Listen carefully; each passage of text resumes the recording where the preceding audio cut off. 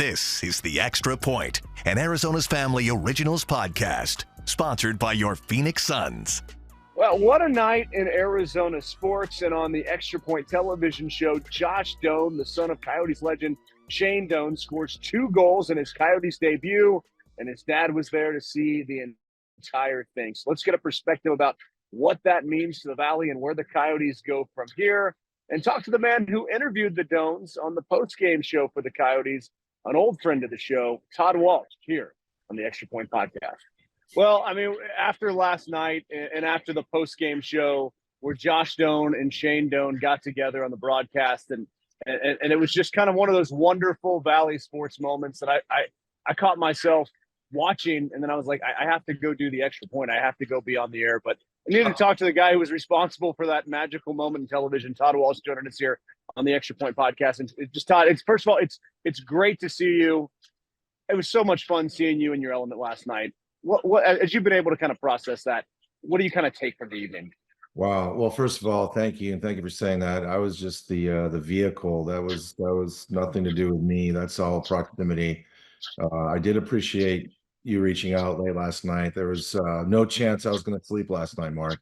You've been in this business long enough to know that these moments, they don't happen all that often. And when they come down the pike, you got to ride it. And I just remember yesterday morning on my way to the skate, I just had a sense, and again, you've done this for a long time. I know you were an athlete back in the day. There are just some games and some moments where you can just project that something's going to happen. Now, I didn't expect 2 goals, but I just never thought for a minute we'd walk away and go, well, Josh, had 12 good shifts and he showed some signs. No way. So I'm just sort of thinking back on that now and looking back on my time with the Coyotes, which started before they even had a name. And I don't know if I can put anything above this moment. There are a few moments along the way that were, I think, on par. But when you look at the depth of this whole thing, from Shane to Josh, the first family of hockey in Arizona, Mullet Arena, the fact that everybody roots for the Doan family and that Shane was there and Andrea was there and his brother and his 2 sisters, and you can go on and on and on. I don't know where you put this. I don't know how you top it. I really don't. So I'm still kind of riding the wave. And I have said Shane is Josh, Josh is Shane so many times. I don't know that that's ever going to go away. And honestly, no. I'm just kind of happy we have a Doan playing hockey in a Coyotes sweater once again. Give us a sense. You've spent a lot of time with the family over the years. What did this moment mean to the family? Oh, man. I was listening to Shane on the radio in the morning. He was on with Ron Wolfley and Luke Lipinski, and I heard something in his voice, and I'd only heard it a few times over the years. I think I've interviewed him more than anybody on earth, and that's when I knew. I'm like, oh, wait a minute. And I had to remove myself and think, okay, wait, this isn't just Shane Doan, the ex-Coyote legend. This is Dad. And I felt that. And then just getting into the rink, we had a shot of them in the pregame show of Andrea Doan and Shane, and I could just see in their eyes. And the last time I got together with them was the last night I saw them all at Gila River Arena for the jersey retirement ceremony. And there was great pride in that. That was, to me, one of the greatest spectacles I'd ever seen in Arizona sports history that I've been here since 1988. But there was also a sense of melancholy and longing for, the career to continue, and it was over. And there was that. This was totally different. It wasn't about Shane. It was about his son. And that's the thing that I felt. And I've been loitering and I've been a fly on the wall for a lot of their moments over the years. And some of them have been great and some have been really difficult. But this one is it. This is the pinnacle. Unless he has a hat trick on Thursday, and then we'll go on from there. But just to feel that vibe, that's one of the great families that I've ever been around. And as I said on the air last night, he's reminded me that every day is a blessing, and there are no bad days when you're in hockey or in doing what we do in sports, right? No, absolutely. Even though it's a lot of work, and you can tell the amount of work that you put in, and the result that we get on the air. And last night's post-game show again was So fun to watch. I just loved it. I wanted it to keep going. As far as the players go, Shane versus Josh. Josh scores 2 in his first game in the NHL. It took Shane 17 games, I think he said, to score a goal. Yeah. How do you compare the players? And did you see this? Like, has Josh always been kind of trending towards being one of these guys in the National Hockey League that can score 2 goals in a game? I think you have to look at how the sport has changed and how it's evolved, and they're clearly not the same players. Shane was one of the most physical forwards that we have seen in his time, and you're never going to see that kind of player again in the sport as it is today. So it's sort of apples and oranges, but the one constant is how he thinks the game and sees the game, and that is, there's a lot of osmosis there, and there's a lot of, I can only imagine the conversations that they've had over the years, and knowing that Josh was the biggest Coyotes fan there ever was and was at every single game that they could be at, and obviously with his dad, that's the connection to me. And also where you saw him score the goals last night, and that's the hot zone. That's around the net. And there's so many guys that just don't do that, and I don't understand it. But they're reluctant to go there. But clearly he was not, and that comes from his dad. I couldn't believe he didn't say puck some people to the net on the post-game show. I was like, it was just a swing and a miss, but that's what Shane would tell me every single night, and it got to be a joke, but in reality, that's how you score goals. So there's the kind of the common bond, but it's the hockey sense that he has that's innate, that he was born with. Do you get the sense that one game can kind of lift this franchise up a little bit out of the, what's a good term? I think is malaise a good term? I think I'm stealing your term there. Or just kind of the rut that it's been in since the losing streak earlier this year. I don't know if one game can do that, but that moment certainly has life to it and legs to it, and that's how they keep riding it, and it's up to them to do that as a franchise. But the one thing that I thought about last night, and I felt it in the building, and I felt it leading up to last night with all the drama that goes on around this team, and it transcends ownerships, by the way. They've shed fans, and that's the reality. It gets old. I understand it, but I felt like last night there was a reinvestment. And if you were an old school, old time, long time Coyote fan, you clearly had to be invested in Shane Doan's career along the way. Maybe you drifted back. Maybe you watched the game, you listened to the game. Maybe you got into the game and were in the building and you felt it. And if you did that, I think you might take a peek on Thursday, and maybe you'll get out there Saturday afternoon for the Rangers if you can. And that's, you know how it is, man. If you're not winning, it's work to get people to watch, and it's hard work. I used to say back in the first 2 years of this team's existence that they were like Avis Rent-A-Car. They had to try harder, and they got away from that for 1,000 different reasons, but it still works for me. You do have to try harder. I hope it elevates them for a while. I don't know how it couldn't. Well, when you go back to those early days and you think about some of those conversations with Shane Doan and the days, weren't you up in the obstructed view seating? Was that your seat for some of those games? Oh yeah, the doghouse. Yeah, yeah. I resided there. Yes. Oh, from that moment to when he became Captain Coyote, was it obvious that he was heading down that track? If I had told you that in, say, 97, 98, and that Shane Doan would probably be on the Mount Rushmore for Arizona sports? Wow. Our dear friend, our mutual friend, our former peer, Josh Kellman, asked me that question yesterday. So I'm prepared for that answer. I don't think it was trending that way. And the reason I say that is because of the superstars that were on that team when they got here. You had Keith Tkachuk and Jeremy Roenick, who just by their very nature and their skill set, and they should be in the Hall of Fame, demanded and commanded the attention and the air in the room. And Shane was a young, respectful player and certainly had all kinds of potential. I knew that when I first saw him, but he wasn't that guy. I remember when he got sent down. I'll never forget that as long as I live. Oh, wow.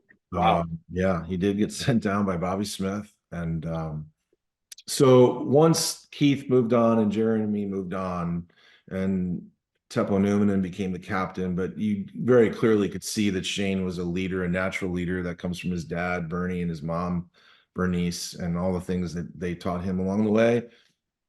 But to be the Mount Rushmore guy, you've got to last. You got to stay injury free, and you got to produce. And then, Mark, if you add to it, and you've lived it, the enormity, the weight of the franchise, its very existence in Phoenix on his shoulders, and he accepted that, and he carried that, and he had some of his closest friends in hockey say, "Get out of here, go win a cup. You'll always be able to come back," and he would never do it.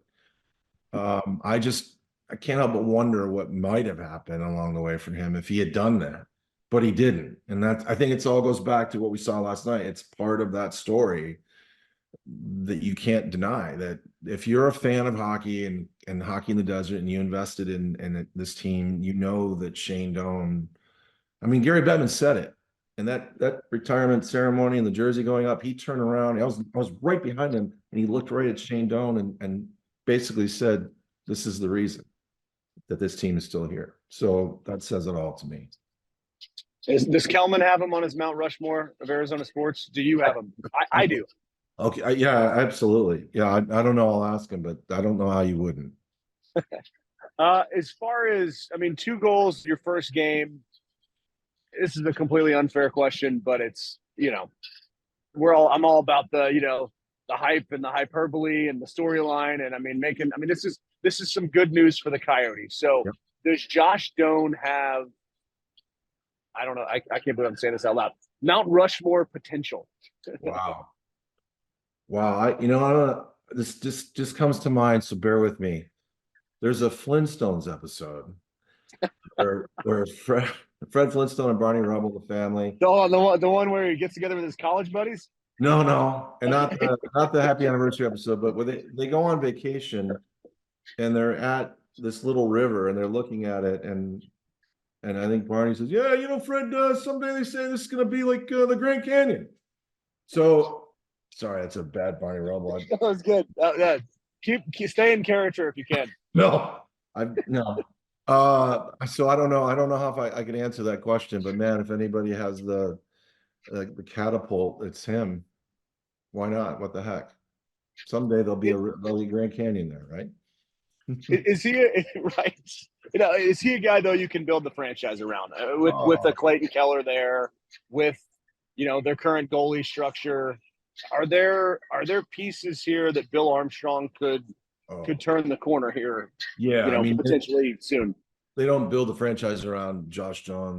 That's not their makeup. And Andre Tourigny would be the first one to say that. He tried to deflect that yesterday as best he could, with all due respect to other players that had their first game in the National Hockey League right in front of us. But man, when you look at the skill set and the way the game is played today, and you got Clayton Keller, who's the elder statesman, 4-time All-Star at 25 years of age, and then you've got Logan Cooley, you got Connor Geekie coming down the pike, Dylan Gunther. I mean, that's an amazing skill set.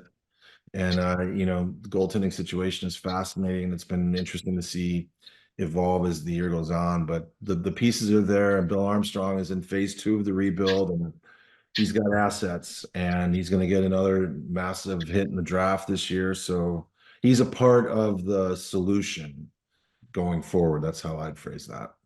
Could Mullet Arena one day host a playoff game, or are we looking at maybe, as we are trying to piece together clues and breadcrumbs if there will be a new arena, is this more of you're going to catch this thing potentially going into a new arena? And if you've been sworn to secrecy, it's cool. Nobody tells me anything here in Todd's Garage. Hey, why not? I think we all kind of jumped on the bandwagon early on this year when they had such great success, and they were sniffing for the playoffs going in and coming out of the All-Star break. But the reality is it is a rebuild, and there are some issues that need to be addressed. So, I mean, how long are they going to be at that arena? Could they catch lightning in a bottle if there's a next year? Absolutely. Why not? Be pretty cool to see. Can you imagine saying that there's going to be a playoff game in an arena with 11 or 12 or 13 rows of seats? It'd be mind-blowing. I'll be there, I think. With the dog pound, would there be room for the dog pound to bring the dog house? I should have copyrighted that, but others have taken it and stolen it. I know that they wanted to reinvent that at Gila River Arena one night, but I think the wheels fell off. You can only live once, but I'll always have the memory of it. Where does Josh Doan's 2 goals in his debut rank in terms of Todd Walsh's moments covering sports in the Valley? Wow. Um, It's in the top 10. There's no doubt because of just the personal side to it, the family side to it. I have a personal connection to the Doan family because of 1,000 different reasons. So I had to separate myself from it. But to see their reaction last night, Mark, was mind-boggling. And um, it just reminded me of all that can be right in the world and how family is supposed to be and all those things. So it's in the top 10. I could probably put it in the top 5. I know in the Coyote world, for me, it's one A, B, or C. That's for sure, man. It was remarkable. Look, I was there when Barkley arrived. I was there when John Paxson hit that shot. I snuck into Jerry Colangelo's office during the Suns parade of 300,000 people for a loss. I was on that field when Luis Gonzalez did what he did. I was with Lute Olson when he first showed up. I've seen some things, but man, I haven't slept yet.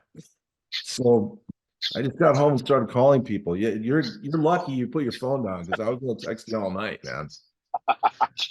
Well, with kids waking up at 6:45, that thing goes on silent pretty quick. So Yeah, I appreciate you getting back to me after the extra point. okay. As far as just where the Coyotes go from here, how much momentum can they build going into next season? Well, look, there's just a handful of games left, and they erased the cloud of the losing streak that was so difficult to be a part of, and they're playing good hockey again, and we know it. And when you see their all-star Clayton Keller, who just snapped a 5-game goal streak, continuing to sprint through the finish line, that should be a message to everybody. So I think their coaching staff's going to be intent on hitting that in stride. You want to go into the offseason feeling good about yourselves. I know that Andre has met with many players and challenged them at this juncture of the season, saying, what's next for you? And Keller was one of the guys that he did that with. So I think they're gonna land the plane and feel good about themselves. Phase 2 is ending, and let's see what the next phase is for Bill Armstrong and his crew. But I think it's going to be tough, man. That last road trip, they're playing teams that are monsters. I don't know if they're going to be victories, but you want to see them play a certain way, and I think the coaches will get it. And finally, because I'm sitting in your office here at Chase Field, I'll keep a seat warm for you here until the hockey season ends. Okay. I guess Josh Doan scoring 2 goals, Diamondbacks going to the World Series last year. As you kind of process where this team is right now, how do you feel about their chances of getting back to that point headed into 2024? First of all, I can't wait. I can't wait to see them carry the burden, if that's even the right word, of the expectations that they now have. I go back to last year when I first parachuted into the season, and before my television network imploded and went bankrupt and closed the doors, we had one of our weekly production calls, Mark, that I know you remember. And I said on one of the first calls of the baseball season for me, we are on to something here. We need to make sure that we are starting to really track this team and tell the stories, because I just got a sense that they were good and they knew it. And it flipped the script from a year ago where they weren't so sure. They were at times respecting their opponent too much. That's in the words of their manager, Torey Lovello. And I just kind of saw that take off. So I just want to see them expect to win. I think that's just the coolest part of that transition and the climb. And I'll real quick story. My last game last year was game 161 when they clinched. I woke up the next day and I tested positive for COVID, and I was down for the count, and I missed that game, and I was out for weeks or a little while before, and I never saw that team again. I started hockey, and I came back to the first home game of the World Series. I sat there as a fan behind the dugout, and I will never forget this as long as I live. This is a team, as you know, I'm traveling with them. I'm on the team bus, the team charter, the team hotel. I mean, I am in their life when I'm with them. And I didn't recognize them. When they were gathering around the dugout, I just looked and I went, oh, that's the stare. They have the stare. They just took down the Phillies. They just blitzed the dot. they're in this thing, and they are, and that stare is the thing that you see when, I mean, I've seen it in the NHL so many times where the defending Stanley Cup champs roll into town for the first time, and they've been playing since June, and you look at them and you go, oh, there's that stare. I saw that. I looked, I went, oh my God. So I want to really, I can't wait to see it. I don't get there until the last week of April. That should be hot and ready to roll, man. That's it. I'm looking for the stare.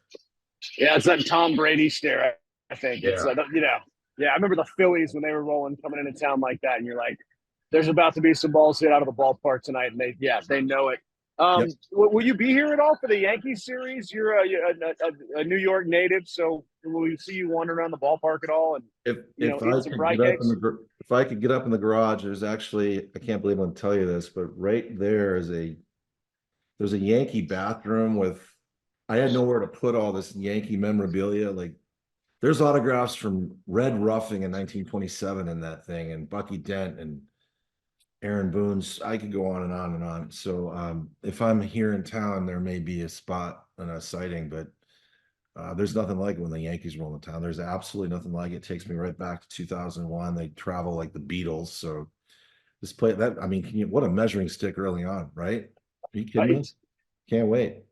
No, we are continually the center of the sports universe. We're always something is happening, and we're just very blessed to have you here to chronicle it like you did last night with the Josh Uh, Doan debut. Hey, so thanks for joining us, man. Mark, thank you. That's kind to say, but I'm on the back nine, and I don't know if I'll ever cover a story as profoundly moving as last night again. So if you saw joy in my face, it's because I was just reading the family that was around me. It was amazing, amazing. All right, once that back nine's over, we're going to the TP for a beer. I would love that.